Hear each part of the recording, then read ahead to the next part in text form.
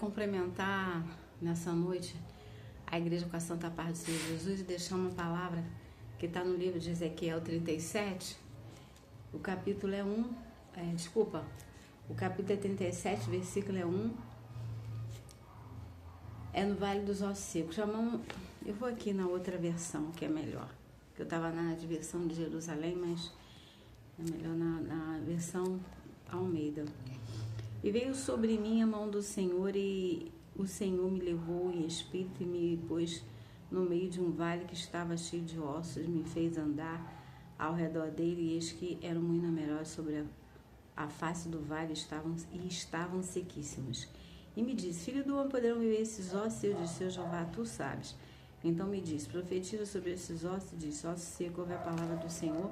Assim diz o Senhor Jeová: esses ossos que farei entrar em vós o espírito, e vivereis, e porei nervo sobre vós, fazer crescer carne sobre vós estenderei pele, porei em vós o meu espírito, e vivereis, e saberei que eu sou o Senhor. Então profetizei como me deu ordem, houve um ruído enquanto profetizava, eis que fez um reboliço, os ossos juntaram cada um o seu osso. Olhei, e eis que vieram nervos sobre eles, cresceu a carne, estendeu-se a pele sobre eles por cima, mas não havia espírito neles. E ele me disse: profetiza ao Espírito, profetiza, filho do homem, diz o Espírito assim, diz o seu Jeová: vem dos quatro ventos ao Espírito, sobe sobre estes mortos para que vivam. E profetizei como me deu ordem, então o Espírito entrou neles, e viveram, se puserem em pé um exército grande e extremo. Versículo 14. E porém em vós meu Espírito, vivereis, e vos porei na vossa terra, e saberei que eu, o Senhor, o disse, fiz, diz o Senhor. Irmãos, aqui, irmãos e irmãs é quem vão estar ouvindo esse vídeo, assistindo esse vídeo. Eu quero colocar diante de vocês que essa é uma palavra que foi liberada para Israel. Na época em que Israel foi levado ao exílio pela Babilônia, pelo rei Nabucodonosor, na época. E Deus, ele estava muito triste com Israel, muito triste mesmo, porque Israel já tinha sido dado várias chances para Israel, mas infelizmente Israel não escutou nada do que os profetas vieram falar. Vieram muitos profetas, né, antes de Jeremias, antes de Ezequiel, Isaías, enfim, muitos profetas maiores, profetas menores, que profetizaram a mesma coisa, mas eles não escutavam, continuavam fazendo tudo aquilo que desagradava a Deus, que era a idolatria. E Deus abomina a idolatria de qualquer situação, irmãos. Se você começa a idolatrar muito alguma situação, precisa ser uma imagem. Basta você adorar por exemplo, um emprego, né? Ou se você torce para algum tipo de esporte, não vou nem falar aqui qual é o esporte, né? Mas se você idolatra, se você deixa de ter comunhão com o Senhor para estar fazendo aquilo, é isso que desagrada ao Senhor, sempre, sempre, sempre mesmo. E por isso, irmãos, Deus, ele não gosta desse tipo de situação. Eu só vou fazer com que aqui as notificações venham cessar. Então, eu tô aqui gravando esse vídeo para vocês porque Deus falou no meu coração profundamente com essa palavra. Há muito tempo que Ele fala. E eu sempre estou profetizando coisas boas para minha família e para as pessoas e para as situações do mundo. A gente tem que ser assim, porque nós não temos que querer bem só para a nossa família. Nós moramos no meio de uma sociedade, né? E devido a isso, nós precisamos querer que todos venham conhecer esse Deus que nós servimos, esse Deus que nós estamos sempre, como é que eu posso falar para vocês? Sempre esperando, né, e confiando nele, porque a palavra dele é viva e eficaz. E a palavra dele, viva e eficaz, irmãos, ela é uma palavra que fala muito, né, no nosso coração, porque eu vou dizer para vocês, eu era uma pessoa totalmente descrente, porque eu duvidava de algumas coisas e eu fiquei muito tempo me enganando, achando que eu acreditava em Deus da maneira que tinha que acreditar. E não era a verdade, né? Não era verdade. Vamos lá na palavra, Hebreus 4:12. Pois a palavra de Deus é viva e eficaz e mais afiada que qualquer espada de 2 gumes. Ela penetra até o ponto de dividir alma e espírito, juntas e medulas, e julga pensamentos e intenção do coração. E é verdade isso, irmãos. Deus, ele julga, a palavra julga a gente, tá? Realmente. Se tem alguma coisa que possa julgar a gente, é a palavra, né? E a palavra é o próprio Jesus, que ele é o verbo, né? Está escrito lá em João, 1 João, que ele se fez carne, o verbo se fez carne. Ele é a própria palavra viva. E quando a gente tem esse tipo de pensamento que a gente não crê muito, a gente só vai se ver mesmo que isso existe para a gente quando a gente entra em alguma situação. Quando Deus nos coloca em alguma situação. E qual é a situação que Deus me colocou? Deus me colocou numa situação em que tudo em que eu tinha um pouco de medo, verdade, Deus me botou à prova, Ele tratou comigo. Ele trata comigo como trata com você. Eu não posso chegar aqui para você e falar uma coisa que eu não vivi. Vou aumentar só um pouco aqui o volume, né, para vocês escutarem bem. Eu não posso falar do que eu não vivi. Então, o que eu vivi foi que eu tinha medo de um monte de coisas, mas um monte mesmo. Mas eu me enganava sempre com aquela, não, é isso aí, eu tenho medo, mas eu sou um ser humano. Nós temos que acreditar mesmo, irmãos. Não podemos ter medo. Eu sei que nós somos seres humanos, e seres humanos têm um sentimento nós já nascemos com esse medo. Até por conta da situação que a gente vive, né? A gente vive numa situação no meio da sociedade em que a gente precisa acreditar, né, em Deus, porque os dias são muito maus. Eu tinha medo de um monte de coisa. Eu não podia passar perto de uma funerária. Eu tinha um pavor, parecia até aquelas pessoas supersticiosas, né? Então eu ficava aquela coisa. Eu fui morar dentro de um local onde a minha vizinha, ela trabalhava dentro de uma funerária e todo dia tinha um carro da funerária lá na minha porta. E foi situações que eu vivi, assim, muito, severas. Até mesmo batalha espiritual eu tive nesse lugar, porque existiu muitas coisas que aconteceu, né, comigo. Mas, irmãos, nada pode nos atingir se a gente não tem que temer.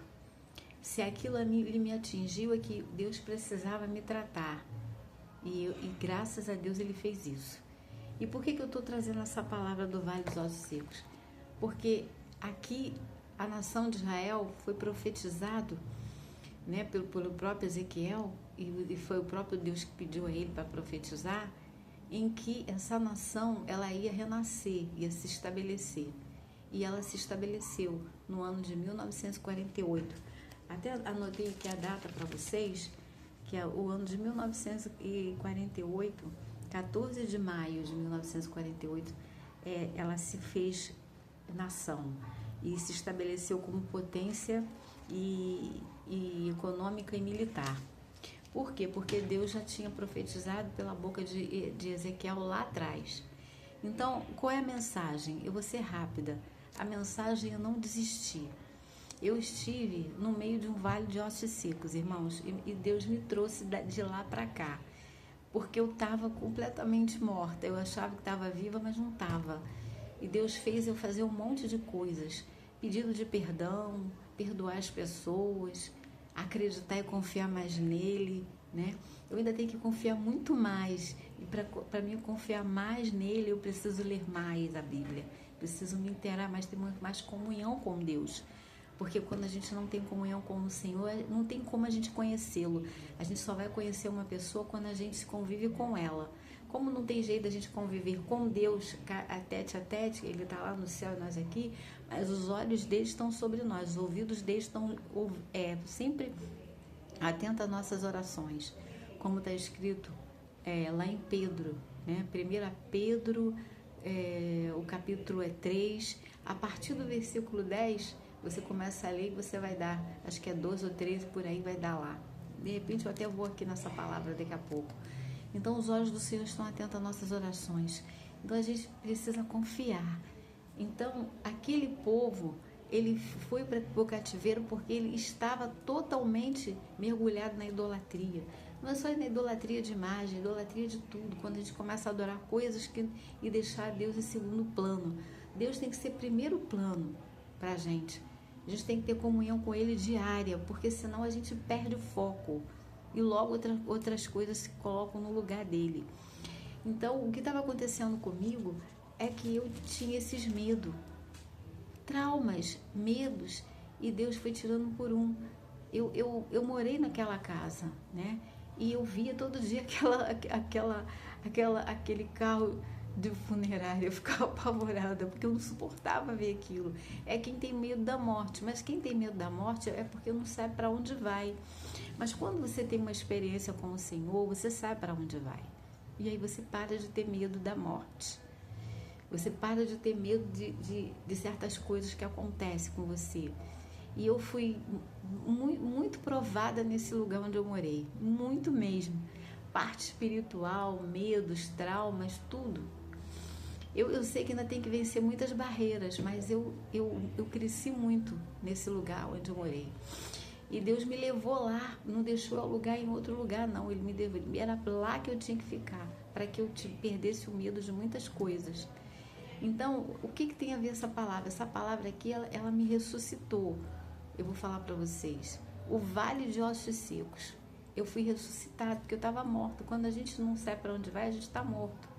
Então, eu quero dizer para você também que, se você estiver orando também por uma situação que está morta, pode ter certeza, se você profetizar, você vai conseguir. Eu comecei a me apegar muito com Deus e comecei a ler muita palavra, comecei a escutar muito louvores, muitas pregações, e a minha fé foi aumentando.